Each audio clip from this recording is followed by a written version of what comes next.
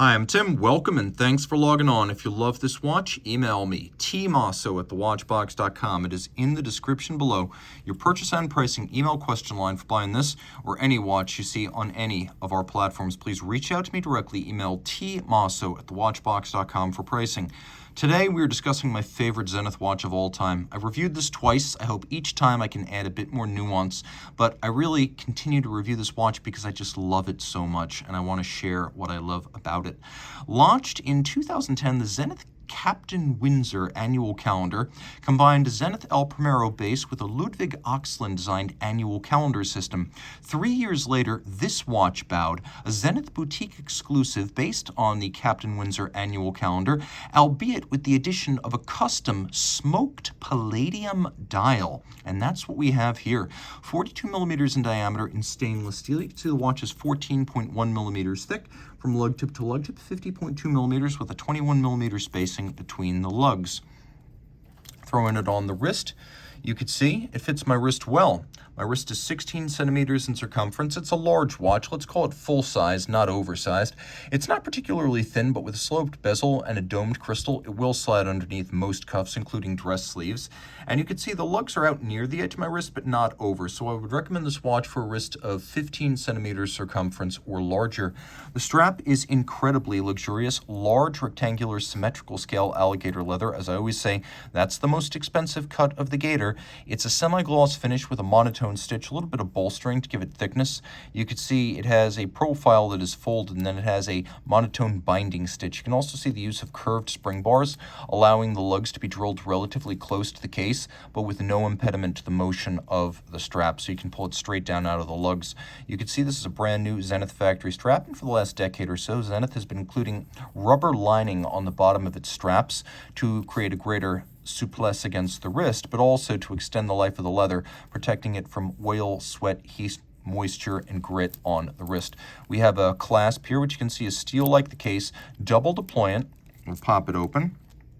You can see that it is a double fold.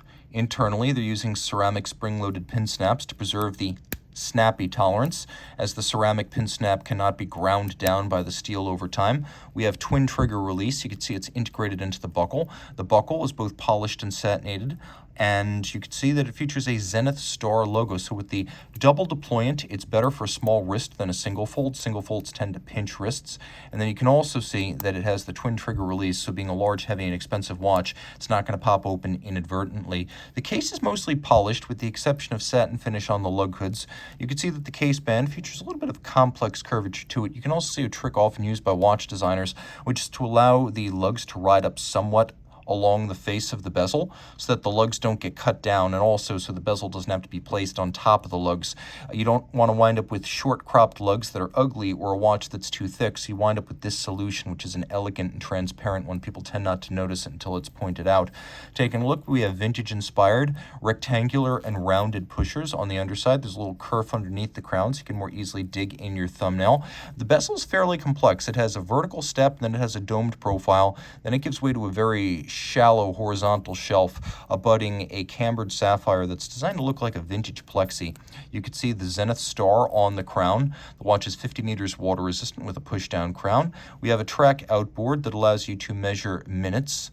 And the fascinating thing about this smoked fumet is that unlike almost all of the others, well, first, the dial's made of palladium, so it's precious metal, but also the smoke is not a gradient from the center to the edge. If you look at this dial carefully, you can see that the darkest elements are localized around numeral 7 and numeral 1, and there's sort of a diagonal band of, let's call it silver gray, that wraps from approximately the space between 9 and 10 to the space between 3 and 4. So it's an unconventional application of a smoked effect because it isn't centered.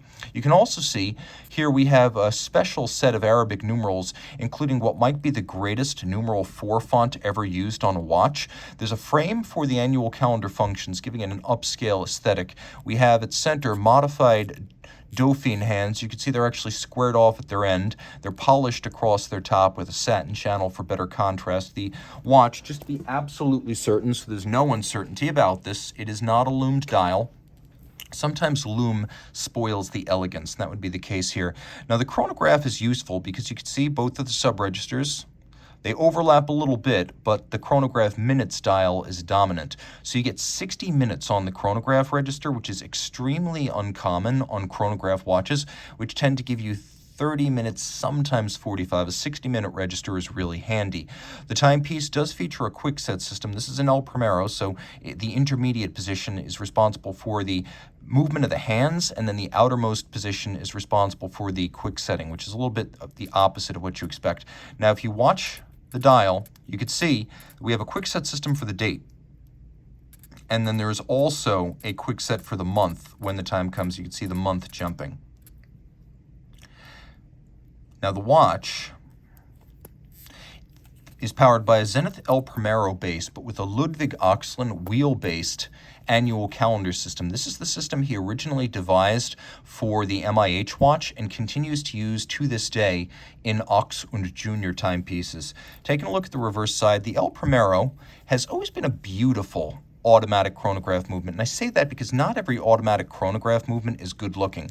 Part of the reason the El Primero is such an exception is because its winding bridge is relatively small. It doesn't cover the gorgeous lateral clutch. It doesn't cover the levers, horns, and column wheel of the function selector system. It doesn't cover the hammers that recenter the system. You can see that we've got a combination of both polished and blued screws. They perform different purposes on this movement. And by the way, under 10 pieces necessary for Oxlin to accomplish his annual calendar system, which only needs to be adjusted once a year during the jump from February to March. The original 1969 Zenith El Primero was the world's first automatic integrated high-beat chronograph caliber, so it has that history behind it. It's famous for its high beat rate, 36,000 vibrations per hour, or 10 beats per second, 5 hertz. That's why the chronograph hand sweeps smoother. It's a bidirectional winder with a 50-hour power reserve. This variant pivots on 29 joules. It does not have a hacking seconds function, but does have the annual calendar and the quick set. The column wheel feel on the El Primero has always been one of the best in the business, comparable to, say, the Breitling B01 and the Rolex 4130 as among the finest in the business for feel and for sound.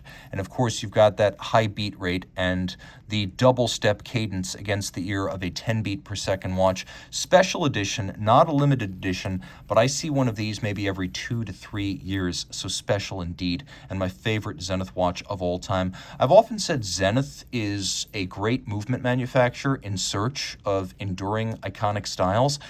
I can't tell you that this will become an icon, but now 10 years after its release, it's never looked better. Reach out to Team Mosso at thewatchbox.com for pricing.